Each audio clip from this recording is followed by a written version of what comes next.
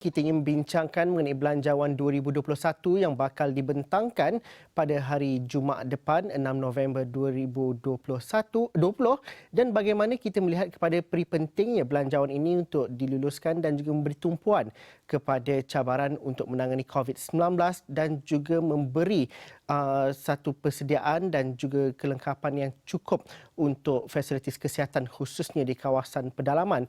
Bersama saya di talian melalui Google Meet pada ketika ini ialah Dr. Lee Boon Chye, merupakan ahli Parlimen Gopeng. Selamat petang Doktor. Terima kasih kerana sudi bersama kami dalam Buletin Awani pada jam ini.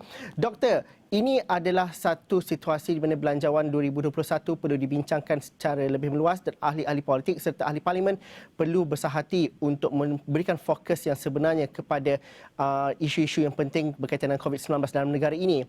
Tolak kita pergi dahulu isu politik, tapi dalam masa sama sebagai seorang ahli Parlimen Gopeng dan juga pernah menjawat jawatan di Kementerian Kesihatan, apa perkara yang perlu diberikan keutamaan dalam Belanjawan 2021 khususnya dalam hal yang berkaitan dengan peri penting kesihatan?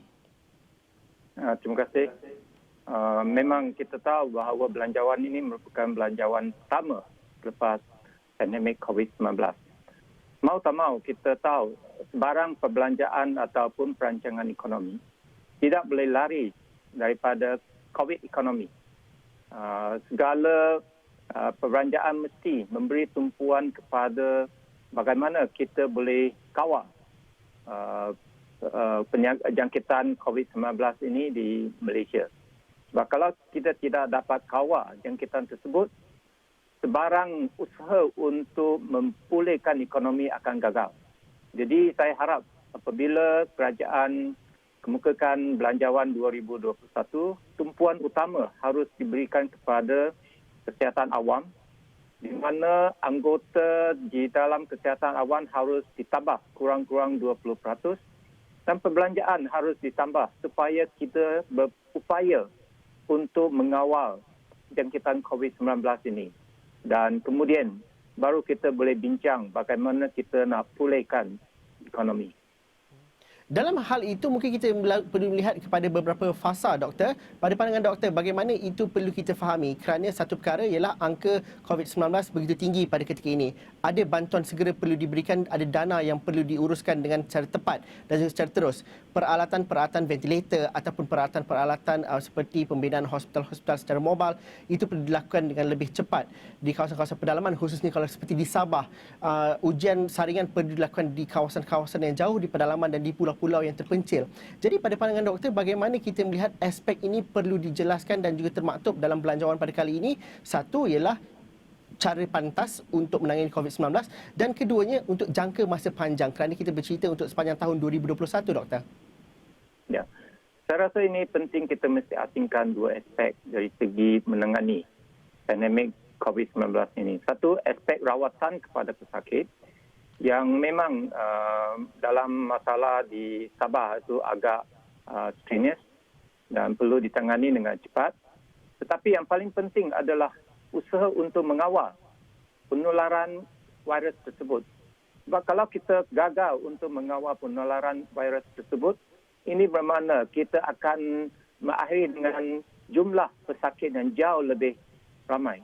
Jadi untuk kita mengawal penularan virus tersebut, kerajaan mesti memastikan supaya SOP norma baru harus dipatuhi, bukan setakat di kalangan bisnes-bisnes swasta tetapi juga di agensi-agensi kerajaan seperti di penjara, di pusat tahanan, di rumah kenangan dan sebagainya.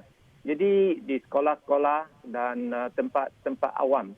Jadi ini supaya kita boleh mengurangkan penularan. Dan yang paling penting, kita juga perlu ada satu pasukan khas untuk boleh buat tracing, pengesanan kontak dengan cepat, yang boleh buat test dan boleh mengasingkan kontak dengan cara yang pantas supaya penularan jangkitan tersebut boleh disekat secepat mungkin apabila berlaku.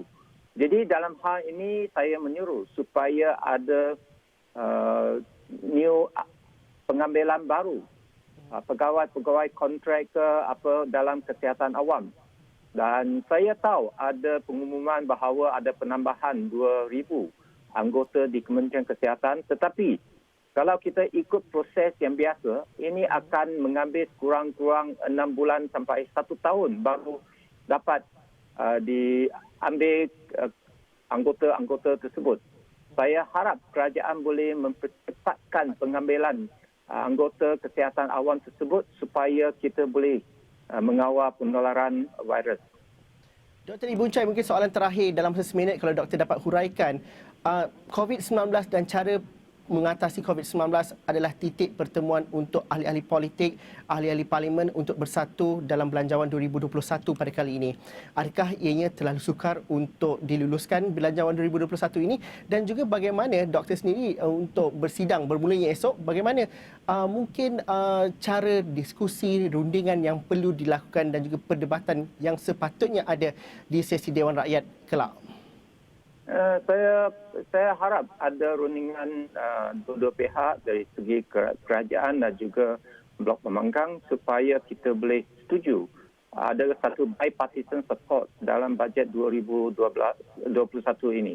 Sebab ini penting kerana kita pun tak mahu bajet itu gagal dan rakyat menderita. Tetapi kita juga harap pandangan Pakatan Harapan dan Blok Pembangkang diambil kira apabila kemukakan Belanjawan 2021.